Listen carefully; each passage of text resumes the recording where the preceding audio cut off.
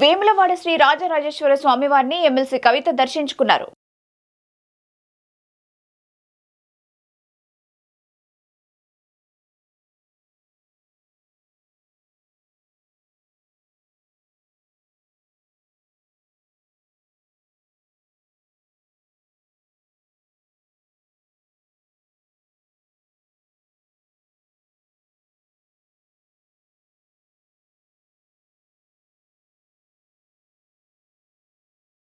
మహాశివరాత్రి సందర్భంగా తెలంగాణ ప్రజలకందరికీ కూడా హృదయపూర్వకంగా శుభాకాంక్షలు తెలియజేసుకుంటున్నాను.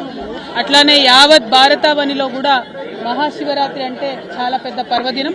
ఈ పర్వదినం సందర్భంగా మన దేశంలో ప్రజలు అందరూ కూడా సుభిక్షంగా ఉండాలని చెప్పి మనస్ఫూర్తిగా కోరుకుంటున్నాను. మన తెలంగాణలో దక్షిణ కాశీగా పిలువబడేటటువంటి వేములవాడ రాజన్న దర్శనం చేసుకోవడం నా పూర్వజన్మ సుకృతంగా నేను భావిస్తా ఉన్నాను. అది కూడా శివరాత్రి రోజు పొద్దున్నే అయ్యవారి దర్శనం, అట్లనే అమ్మవారి దర్శనం, లక్ష్మీ గణపతి దర్శనం చాలా అద్భుతంగా సాగింది. మరి మనకు వేములవాడ రాజన్న అంటేనే కోడెమొక్కల రాజన్న, మన తెలంగాణ ప్రజలకు కోరుకున్నది ఇచ్చేటటువంటి కొంగు బంగారం లాంటివాడు మన రాజన్న. రాజన్నను అంతకుముందు ఆంధ్ర పాలకులు బద్నాం చేసిన విషయం మీకు తెలిసిందే. వేములవాడకు వస్తే వాళ్ళు ఎలక్షన్ గెలవరని చెప్పి అపవాదు పెట్టి వేములవాడ క్షేత్రాన్ని దేవుళ్లను కూడా బద్నాం చేసిన పరిస్థితి ఉండే ఒకప్పుడు. కానీ గత 10 సంవత్సరాలుగా కేసీఆర్ గారి పరిపాలనలో సిరిసిల్ల జిల్లాను ప్రత్యేకంగా క్రియేట్ చేసి మరి ఏర్పాటు చేసినటువంటి సిరిసిల్ల జిల్లాలో గర్వంగా సగర్వంగా మన రాజన్న పేరు పెట్టుకొని రాజన్న సిరిసిల్ల జిల్లా అని చెప్పి మనం ఏర్పాటు చేసుకోవడం జరిగింది. ఆ తర్వాత కూడా ఎట్లా అయితే ఇది ఒకప్పుడు రాజరాజ నరేంద్రుడి సమయంలో అద్భుతంగా వైభవోపేతంగా ఈ ఆలయం ఉండెను, అట్లానే 30 ఎకరాల భూమిని కూడా మరి చెరువు కోసం కొని ప్రభుత్వం నుంచి తీసుకొని, అట్లనే బద్దిపోచమ్మ కూడా నిత్యం అనునిత్యం బోనం ఎక్కుతుంది వేములవాడలో.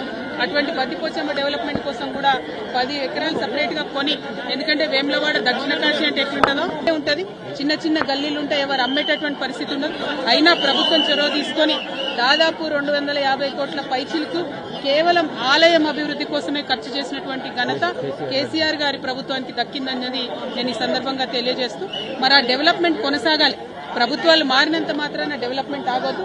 ఇప్పుడు ఏవైతే 30 ఎకరాలు మేము అక్కడ కొని మా ప్రభుత్వం నుండి రాజన్న వారి ఆలయానికి ఇచ్చినామో, మరి ఆ ఆలయంలో గుడి చెరువు దగ్గర డెవలప్మెంట్ అన్నది ఆగిపోయిందని ఇప్పుడు అయ్యవారు చెప్తా ఉన్నారు.